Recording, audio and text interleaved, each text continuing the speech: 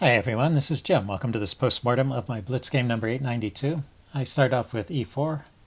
My opponent went e5. And we get into a Ruy Lopez, one of the most popular openings in chess, certainly the most popular e4, e5 opening. Bishop b5, the key move of the Ruy Lopez. And you can see we're playing all the main moves here. So bishop a4, taking is the exchange variation, but we're playing the main line. I castle. He can take this pawn, but white gets play and gets the pawn back usually. So bishop e7 is the main move here. And now with the e-file blocked, it's time to defend the e-pawn. Now black plays b5, kicking the bishop back, and castles. So d6 is actually how the main line continues. Castles is a bit of an interesting idea. It's preparing the Marshall Gambit. So if I were to continue with c3, black can play the Marshall Gambit. That's d5 here. And this is a very interesting way for black to play. It gives up a pawn because you take here, and then the e-pawn is just hanging. So that's the Gambit pawn. But after you take it, well, black has to defend his knight first. Or sometimes the knight moves away. White should move the d-pawn, open up a line for the bishop. And now black can play bishop d6. And we can see the idea here that all of black's pieces are kind of pointed over here to the king side. And he gets a very fast attack going. White, in the meantime, has to retreat this rook somewhere. And at the same time, because the pawn on c3, white's pieces are a little bit awkward to develop. For example, if the knight comes out to d2, it blocks the bishop, and if the bishop goes to d2, it blocks the knight. If the bishop comes out to e3, it's in the path of that knight. So yeah, there's just some problems that white has to solve. And it's been proven that black has enough compensation for the pawn. So I avoid the Marshall Gambit, which is a common response these days. H3 is one way to avoid it. You can also avoid it by playing a4 or d4. d4 and a4, both ways, both anti-Marshall moves in a way. But h3, I think, makes the most sense. It keeps white and black, keeps both sides in the main line, actually, or allows us to transpose into the main line, which he does with d6. And bishop b7, I guess, would take us into slightly different channels. But the combination of this pawn controlling the g4 square and the knight being able to come out to c3 means that the Marshall Gambit just doesn't have the same sting. I mean, black can still play a gambit here. He can play with d5, you take, and with the same idea, you win this pawn. But he just doesn't get as much activity in this case. So he gives up then the gambit idea and plays d6. And you watch here, you see this goes from 99 games in the database to 5,000 games in the database. So we've wandered back into the main line after that brief detour. So I continue with c3 now. He plays knight a5. This is the point where black has a choice between three main variations. Knight a5 is the Chigorin, knight b8, with the idea of rerouting this way is known as the Breyer variation, and bishop to b7 is known as the Zaitsev variation. But he chooses a Chigorin, although he plays it in kind of an unusual way. So I drop my bishop back, he plays c5, this is all normal. I play d5, d4, and now I'm threatening to win this pawn. So black needs to defend it in some way. The most common response is queen to c7, although knight to d7 can be played as well. And bishop to b7, I guess the idea with that is to counterattack the e-pawn. So I can take his e-pawn, but maybe he gets pressure on mine as well. Anyway, he didn't play any of those moves. He played knight to c6, the fourth choice here. And that kind of encourages me to push the pawn forward, although it seems that knight bd2 is equally good. Looking at it, the chess engine also thought those two moves were about equal. But d5 seemed logical to me here. Kick that knight and ask it where it's going. The funny thing is it went back here. So probably right here I should follow up with b3. I didn't play this. I played knight bd7. But b3 would have kept his knight out of the c3 square, and that would have helped me out later in the game, because I did run into trouble with that knight. Anyway, this is not too bad. Let's see, he goes queen c7. In fact, I think white is keeping some kind of edge through all of this, just a typical opening edge. Well, after b4, the chess engine starts to like my position a lot. So b4, we're out of the opening book, and I don't really want to take here and open up this c file for his queen and maybe a rook coming here.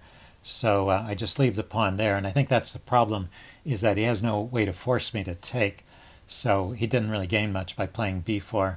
Normally, actually, you play with c4 instead of b4, and then this knight comes around like this to the c5 square. But anyway, he has different ideas. So I continue on with my knight's journey, knight to g3. He goes bishop d7. I go knight to h4. Once again, the chess engine thinks I should play b3 here. It's funny that after b3, I'm not even losing a pawn, because the rook comes up and I can just take it back. And his knight is not getting into any of these squares, at least not right away. He could think of breaking with c4 at some point to try and activate that knight. But anyway, the chess engine likes that better than the way I played it, knight h4. But this still keeps some edge for white. Let's see, he goes queen b7, and I get my knight to this good square. I was worried about one thing here. I mentioned this during the game. After knight h4, you always have to look out for this tactic, taking advantage of the loose knight on h4. You could play a move like knight takes, and my knight is just hanging.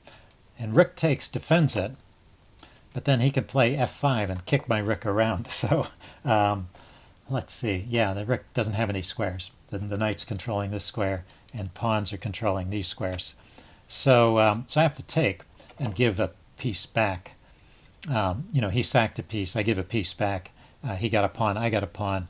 So after all of this, the material is even. And, well, I'll take off that bishop, play something like this. Rook g4, maybe he comes back to defend. And the material is even here, but I do have the bishop pair. And I have quite a good position with an active rook, and my bishop's looking at his king.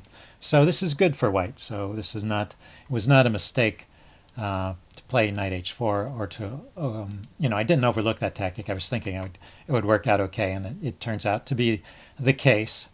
So he just played queen b7, and I went knight to h5, knight to f5 as intended. He traded once, and then took on c3. And he played rook to e8. So he's defending this bishop, so the queen is free to move, I suppose. Let's see, I went queen f3 here, and he played g6, wanting to kick my knight away. There's an interesting tactic here if you want to take a moment and see if you can spot it, white to move. Okay, I missed this during the game, but I'm going to give the answer away now. I can just take this pawn. It's a fork, so it's a very forcing move. It's hitting the queen and the rook. So he pretty much has to take, and then I can just grab that knight. So that's just, well, I just win a pawn. It's a pretty simple tactic. So I didn't see that. And instead I played, after g6, I just went knight f6 check. This is still good for white, so I'm still doing okay here. And I had ideas of ganging up on that f7 pawn, so I'm pushing the g pawn forward to kick his knight out of the way. Let's see, he played, went g4, he went bishop to d8. Yeah, he's defending along the 7th rank with his queen. I pushed on anyway. I was thinking I would kick that knight and see where it goes. But it does have a reasonable square on h5. The problem is that you can always hop into this f4 square. So I can't really trap him over there very easily. Let's see. So I routed my knight around. I was just kind of looking for something at this point. He went queen e7, bringing his queen back to defend. Pushed on with h4, adding extra defender to the g-pawn there. He went king g7. I went bishop e3. And now he hops in with his knight. And this knight, as I mentioned earlier, it causes me trouble. At first I wasn't too worried about it, because I've got this bishop here guarding the dark squares, and if he comes in here, it's not hitting anything. So I was thinking it's okay at this point, and it is, although the chess engine says I should preserve the bishop. Just drop the bishop back to c1 and play on in that position. I wanted to do something a little more active, and I played bishop to a4, hitting his rook. So let's see, he went rook to f8. and I went rook a to b1. And at this point, well, this fork is in the air, but it's still covered by the bishop. Let's see, he went f5 at this point, which turns out to be a mistake. The chess engine says now is the time. He should just take that bishop off, and then push on with f6. And I think black is doing fine here. I think it even prefers black as having slightly. I don't know why it would like black over white. I mean, it seems like they both have the same number of. Well, the amount of material is the same, and you know, we both have a bishop that's a little bit awkward. His bishop is behind the dark squared pawns, and my bishop is behind the light squared pawns. But yeah, the chess engine does prefer black a little bit, maybe because there's pressure here, kind of forcing me to take and leaving me with a weak h pawn. Could be that's the idea here. Anyway, instead of that, he pushed on with f5. And now this sequence is pretty much forced, and it leaves me with an advantage. I take here en passant, he takes back, and then I have the bishop coming in with the check, and that's something he probably overlooked. So let's see, he went with the king to h8. I took the rook off, so I'm just up the exchange here. And I should go on to win the game, but that's not the way it happened. Let's see, I went bishop c6 here. Maybe rook e2 is better. At this point, my dark squared bishop has disappeared from the board, and his knight can come into this square. So rook e2, defending against that fork, is the best move here. Now bishop c6 hits his rook, so it doesn't immediately lose material. Here, let's get the bishop back there. Bishop c6 hits his rook. Let's see, he played rook a7, and then I played rook b8, trying to get some pressure against his position from this side. And so now knight d2 doesn't do anything, but I have been overlooking that idea the whole time, and it eventually catches up with me. Let's see, he played king g7, and yeah, but first I make a different mistake. This is also the kind of mistake I've been making lately, where I just miscalculate. I'm thinking that rook takes bishop drags the queen away from defense of the knight, so that you know, the queen is doing two jobs, right? I'm trying to take advantage of an overloaded queen, but it just doesn't work because after the queen takes back, it's still defending the knight. So I have not managed to exploit that potential overloading, and in fact, I've just given up the exchange. So I blunder there, and then I top that blunder with this one, ignoring his knight d2 idea, which he spots. Hits me right away. And, well, I go into the endgame at this point, but I'm just down the exchange, and is a winning endgame for black. So let's see, I take here, he takes my rook.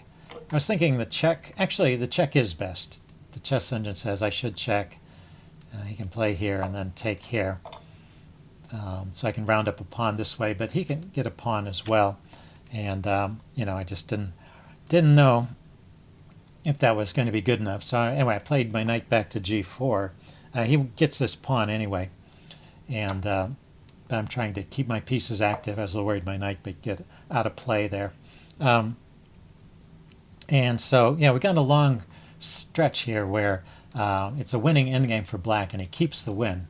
So he's doing okay so far. I would say starting around here, though, he lets his position slide a little bit.